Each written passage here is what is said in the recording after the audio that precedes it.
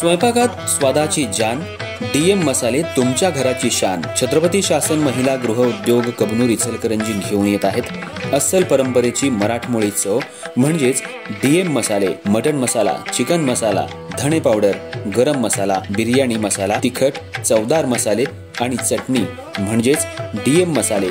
तर आजच आपल्या जेवणाची रंगत वाढवण्यासाठी केमिकल विरहित डीएम मसाले, गृहिणींच्या मनातले मसाले आणि चटणी अवश्य वापरा।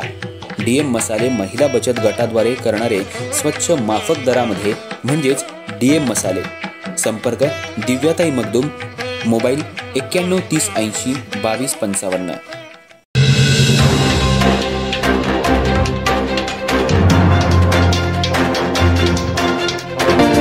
नमस्कार, मी तेजस्विनी मगदूम। एम मराठीमध्ये आपल्या सर्वांचं स्वागत आहे। पाहूया ठळक घडामोडी। इचलकरंजी शहरातल्या सूरज सलीम शेख याची रत्नागिरी इथल्या एका मुलीशी सोशल मीडियावर ओळख झाली होती। ओळखीचा गैरफायदा घेत तिला बोलवून एका लॉजवर तिच्यावर अतिप्रसंग केला आणि तिचा व्हिडिओ काढून घरच्यांना आणि सोशल मीडियावर टाकून धमकी दिली।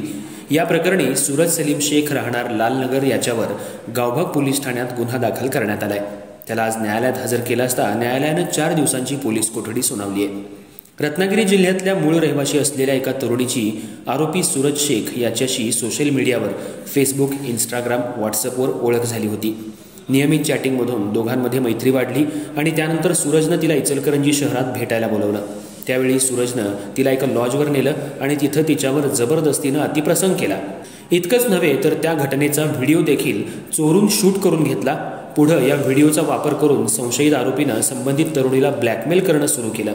हा व्हिडिओ तुझ्या घरच्यांना पाठवेन, सोशल मीडियावर टाकेन, जर तू दुसऱ्याशी लग्न केलंस तर सगळ्यांना दाखवेन अशी धमकी देऊन तिच्यावर मानसिक अत्याचार केला।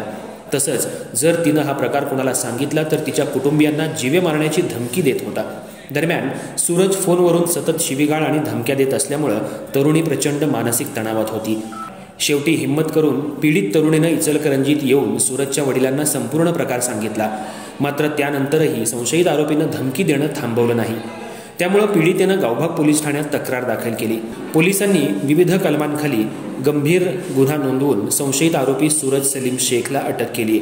या प्रकरणी संशयित आरोपी सूरज सलीम शेख याला न्यायालयात हजर करण्यात आलं असता न्यायालयानं त्याला 4 दिवसांची पोलीस कोठडी सुनावली आहे। पुढील तपास गावभाग पोलीस करतायत। या घटनेमुळे सोशल मीडियावरून होणाऱ्या ओळखीचं धोकादायक परिणाम पुन्हा एकदा समोर आले आहेत।